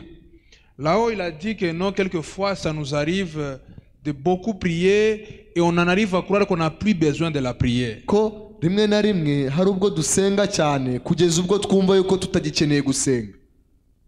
Vous avez écouté cette citation? Sinzi niba mwumvisha umurongo w'umuhanuzi. J'aimerais que nous puissions rentrer avec une pensée ici. Ndashaka yuko hari igitekerezo dutahana. Il a dit que la plus grande chose que Dieu nous a donnée c'est la prière. Yavuze yuko ikintu gikomeye cyangwa se intwari ikomeye Imana yaduhaye ni isengesho. La chose qui nous différencie avec les autres c'est la prière. Ikintu kidutandukanya n'abandi ni isengesho. C'est le moyen que nous communiquons avec Dieu. Nibwo buryo dukoresha tuvugana n'Imana. Mais quelquefois, ça nous arrive de penser qu'on n'en a plus besoin. Ça nous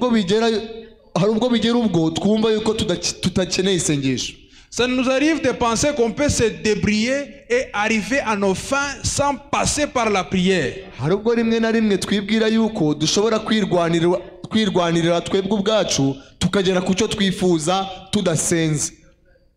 De penser que tu es assez intelligent pour le faire seul. Gutekereza yuko uri umuhanga cyane ku buryo wabyifasha wowe ubwawe. De penser qu'on peut passer par gauche, par droite pour arriver à un but, alors que ce que Dieu nous a donné, c'est la prière. Ugatekereza yuko uraca hirya no hino ukagera ku ntego yawe udasenze kandi Imana yaraduhaye isengesho ari nk'intwari ikomeye. Pourquoi ces choses nous sont-elles arrivées? Ati kuki biriya bintu byose byatubayeho? On ne prie pas assez. Ati ntabwo dusenga mu buryo buhagije. L'homme de Dieu a parcouru la Bible. Umuntu w'Imana yaciye muri Bibiliya yose. Il a touché à beaucoup de points. Yakoze ku ngingo nyinshi zimwe na zimwe. Mais nous revenons à une chose. Ariko hari ingingo imwe tugiye kugarukaho. Sans la prière, nta sengesho, nous n'y arriverons pas. Nta sengesho ntacyo tuzageraho. Il a dit beaucoup de choses. Il a démontré parce que quand on prie vraiment, on ne peut pas déplacer Jésus de sa place. On peut beaucoup lire. On ne peut pas beaucoup prier. Et quand on déplace Jésus de sa place, on ne prie pas beaucoup.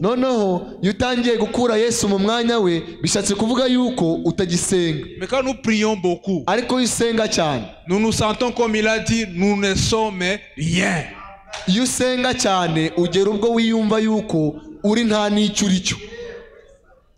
On n'a pas besoin d'être des chrétiens indépendants. Aujourd'hui, j'aimerais que vous rentriez avec ceci. Seigneur, je veux dépendre de toi.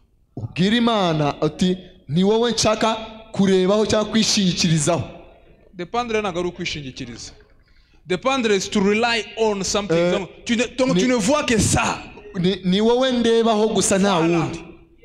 Notre seul ici bien aimé, ce sera là, la prière. En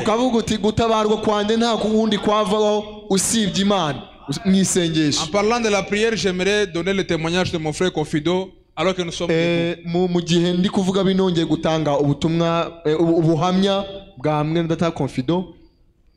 Parce qu'aujourd'hui, c'est une journée de prière. Du coup, on ne peut pas rentrer sans prier. Même si c'est à retard, mais on doit quand même prier.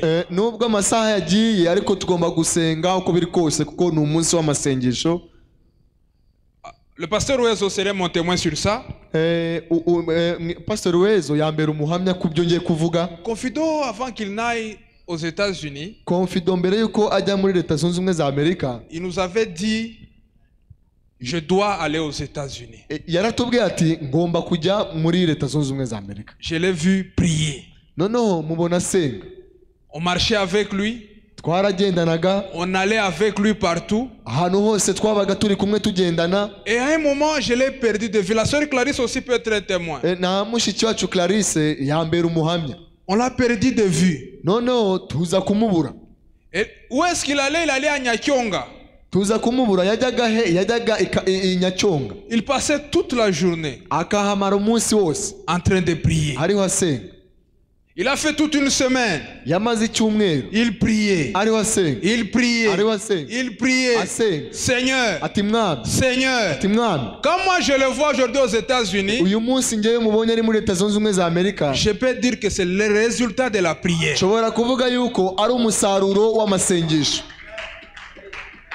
Et s'il peut nous prêcher de la prière, c'est qu'il sait que ça marche. Et à nous aussi ça doit marcher.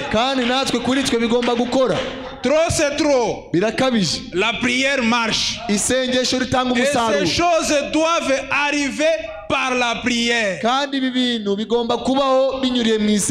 C'est pourquoi ce soir, disons à Dieu, nous sommes dépendants. C'est beau travail. C'est beau travail que nous cherchons. Ça ne sera pas en dehors de la prière. C'est beau mariage que tu cherches. Arrête de faire les manœuvres. Arrête de faire des manœuvres. Revenons à genoux. Et voyons Dieu à l'œuvre. Nous avons des chrétiens dribbleurs. On manœuvre tellement que Dieu ne sait même pas comment nous aider.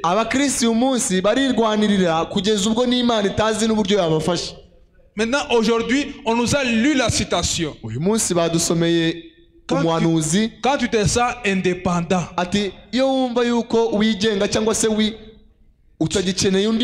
Dieu en finit avec toi. Je sais que tu es intelligent. Tu as besoin de Dieu. Je sais que tu as des connexions. Tu as besoin de Dieu. Je sais que tu ne commets pas de péché. Tu as besoin de Dieu. Ce soir, réaffirmons notre dépendance sur lui.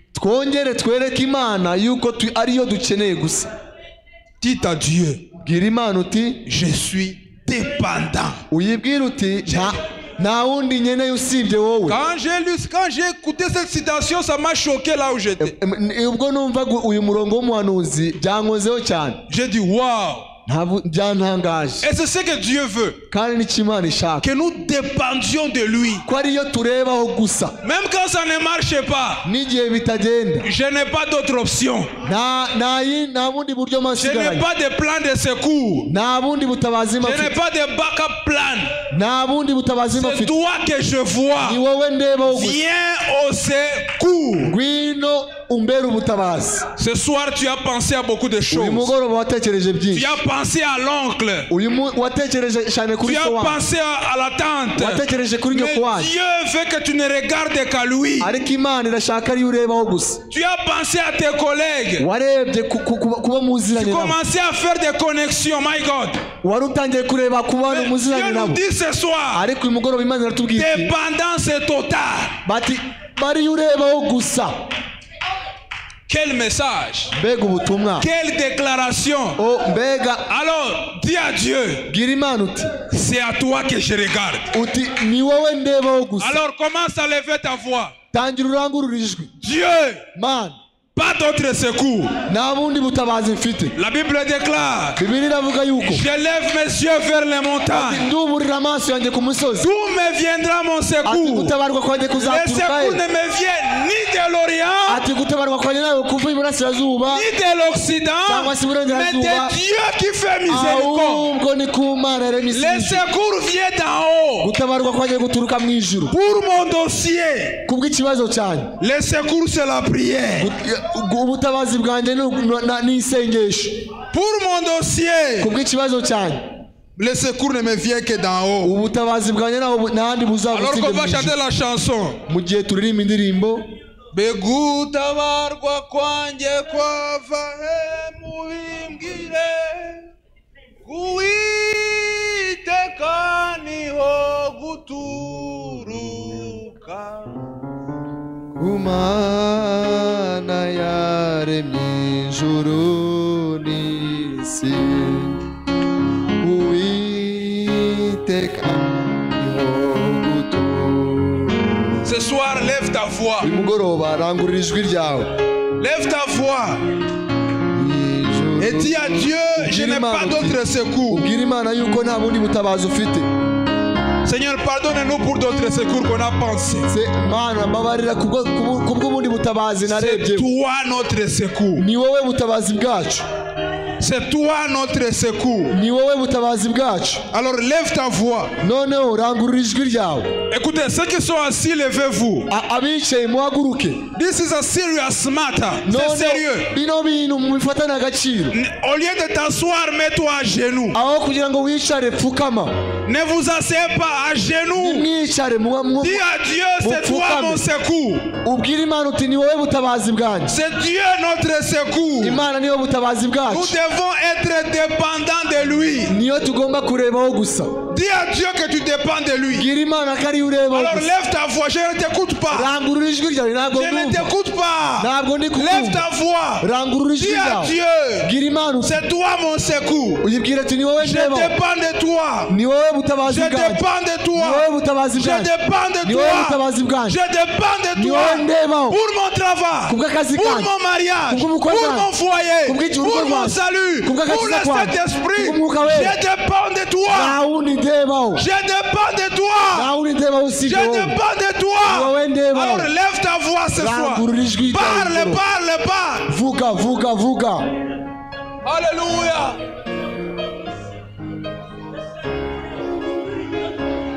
Alléluia. Je dépends de toi, Seigneur. Alléluia.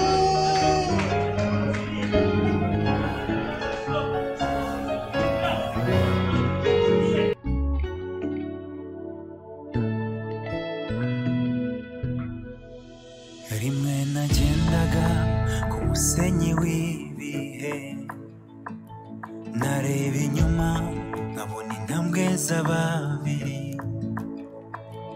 gusa nagera akomeye aho nakwishoboza, nareba inyuma ngasanga burya ndi jyenyine. Niko kubaza Imana, niko cyunsiga, kandi warasezeranye kuzamura hafi. Kuki iyo tugeza akomeye aho nakwishoboza, musiga jyenyine akaba ari njye uhiyambutsa. Asubiza mu ijwi rituje, asa nk'unyongorera, ati tuza erega nturi wenyine.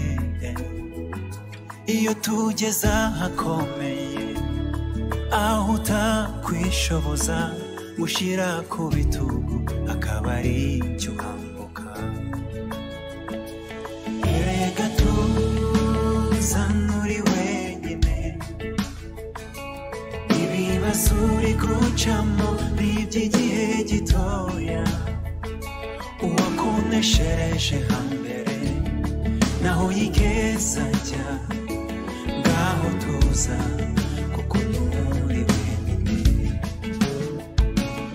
Erega tuza nturi wenyine, ibibazo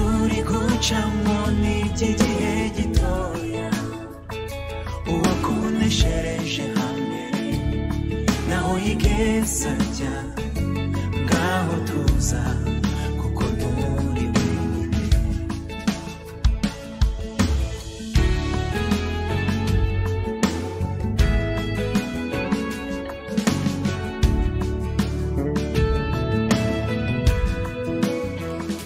yakomeje kunganiriza anyibutsa ibyo yankoreye atibuka ya ndwara yari yarananiranye warugezaho washobewe abaganga bose bananiwe ninjye wagukijije mu buryo bw'igitangaza atibuka cya kibazo wari waburiye igisubizo hirya no hino nanzirubona ninjye waguciriye inzira aho utabikekaga sigaho kwirwanirira kuko nturi wenyine reka tuza nturi wenyine ibibazo uri gucamo ni iby'igihe gitoya uwakoneshereje hambere naho yigeza ajya ngaho tuza kuko nturi wenyine reka tuza nturi wenyine ibibazo uri gucamo ni iby'igihe gitoya uwakoneshereje hambere naho yigeza ajya ngaho tuza kuko nturi wenyine yakomeje kumpumuriza atibuka rya jwi rituje yakwemeje kuva mu byaha ntibyari ubushake bwawe kwizera ubutumwa bw'igihe ngaho tuza kuko ari njye ukuyobora atibuka abo mwatangiranye benshi basubiye inyuma kuba ugihagaze zikubw'imbaraga zawe ninjye watangije urugendo ni nanjye uzarusohoza ngaho tuza zakwambutsa no hakurya reka tuza nturi wenyine ibibazo uri gucamo ni iby'igihe gitoya uwakoneshereje hambere naho yigeza ajya ngaho tuza kuko nturi wenyine reka tuza nturi wenyine ibibazo uri gucamo ni iby'igihe gitoya uwakoneshereje hambere naho yigeza ajya ngaho tuza kuko nturi wenyine ngaho tuza kuko nturi wenyine ngaho tuza kuko nturi wenyine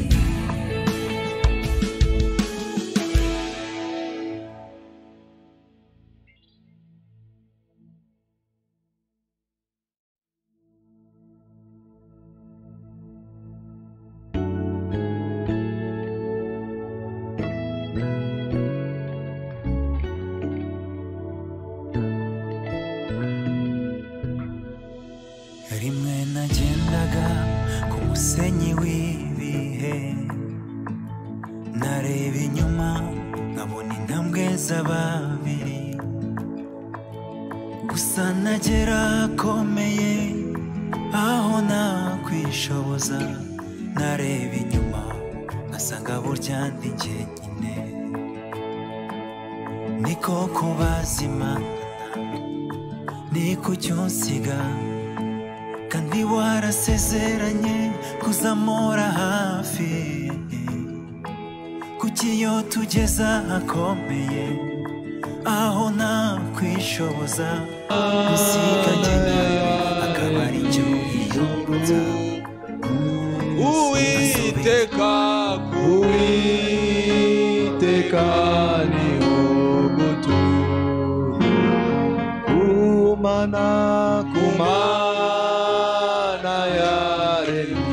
ijuru n'isi. Uwiteka, Uwiteka niho gutura. Kumana yaremye ijuru n'isi. Uwiteka, Uwiteka niho gutura. Kumana yaremye ijuru n'isi. Je demandais à tout le monde qui est assis de se mettre debout. Nasaba buri wese wicaye ko yahaguruka. Alors que nous tous nous allons lever nos mains comme signe d'abandon. Mu gihe turaba tuzamuye ibiganza byacu nk'abantu bakeneye ubufasha. Lever la main signifie qu'on a besoin de l'aide. Kuzamura ibiganza ni ikimenyetso yuko ukeneye ubufasha. Frère Branham me dit, Mwene Data Branham aravuga ngo cet adage qui dit que bati ya wa mugani uvuga ngo aide-toi, le ciel t'aidera. Bati wa mugani uvuga ngo ifashe ngo ifashe ngo isi izagufasha. Ifashe ijuru rizagufasha. Ngo ijuru rizagufasha. C'est une insulte pour Dieu. Ngo icyo ni igitutsi ku Mana. Dieu n'aide pas ceux qui peuvent s'aider. Imana ifasha babandi badashoboye kwifasha. Ntabwo Imana ifasha uwakwifasha, ahubwo Imana ifasha udashoboye kwifasha. Dieu ne peut pas aider celui qui peut s'aider lui-même, mais Dieu aide celui qui a besoin de l'aide. Et chaque fois que nous aidons nous-mêmes, nous n'avons pas besoin de l'aide. Et ce soir, que cela soit notre slogan. Nous avons besoin de dépendre de Dieu. Nous avons besoin de dépendre de Dieu. Mon frère, tu en as besoin. Ma soeur, tu en as besoin. Tous nous avons besoin de dépendre de Dieu. Gédéon a dépendu de Dieu. Et il a été victorieux. Si nous aussi on ne dépend pas de Dieu, ça sera chaotique. Un chrétien indépendant n'existe pas. Seigneur, ton prophète a parlé. Et moi je crois. Ton prophète a parlé. Et moi je crois. Et il m'a dit, je n'ai pas besoin d'être indépendant. Parce que quand je deviens indépendant, tu m'abandonnes. Tu me laisses. Et je sais que quand tu me laisses, le chaos s'ensuit. Ton serviteur a été inspiré ce soir de nous parler de Gédéon. Et Gédéon, c'est un exemple de la dépendance sur Dieu. Et ce soir, nous levons la main pour dire qu'on a échoué, pour dire qu'on a failli, qu'on a besoin de ton aide, on a besoin de miracles. On a besoin de prodiges. On a besoin du surnaturel. Parce que c'est ce qui montre que nous sommes des attributs. Oh papa, on ne fait pas de débat. Si tu es avec nous, nous voulons voir le surnaturel. Nous levons nos mains, Seigneur, pour dire que nous avons échoué. Pour dire que nous avons essayé, ça n'a pas marché. Nous avons essayé, ça n'a pas marché. Et ce soir tu nous dis, c'est parce que nous sommes indépendants. Papa, viens-nous en aide. Dans nos foyers, dans nos familles, dans nos églises, nous voulons dépendre de toi. Parce que c'est toi-même qui nous conduis. Seigneur Jésus.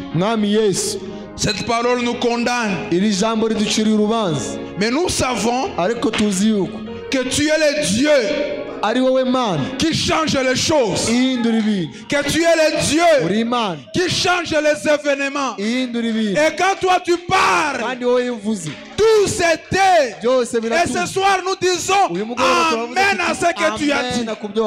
Et nous croyons que le surnaturel va s'en suivre. Au nom de Jésus. Merci pour ton serviteur. Merci pour l'inspiration, Seigneur. Merci pour son ministère. Aide-lui aussi, Seigneur, à être dépendant. Aide notre pasteur à être dépendant de toi. Aide nos ministres à être dépendants. Aide tout le monde à être dépendant. Parce que c'est là où est notre victoire.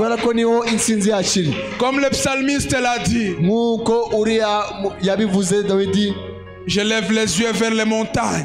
D'où me viendra le secours? Le secours ne vient que de toi. Toi qui as créé toutes les choses. Toi qui peux toutes les choses. Au nom de Jésus. Nous déclarons la paix au nom de Jésus. Nous déclarons la guérison au nom de Jésus. Nous déclarons la solution au nom de Jésus. Nous déclarons la solution au nom de Jésus. Papa, que les captifs soient libérés. Que le Saint-Esprit soit relâché. Que tout celui qui a besoin de toi puisse te voir. Au nom de Jésus. Rentre avec tes enfants. Et surtout, enseigne-leur la dépendance. Au nom de Jésus. Que le transport soit réglé au nom de Jésus. Afin que le dimanche, nous puissions venir te célébrer sain et sauf. Alors que nous allons te donner les offrandes et nos dîmes, bénis cela, Papa. Bénis nos offrandes et fructifie l'œuvre de nos mains. Au nom de Jésus-Christ. Amen. Que Dieu vous bénisse. Que Dieu vous bénisse.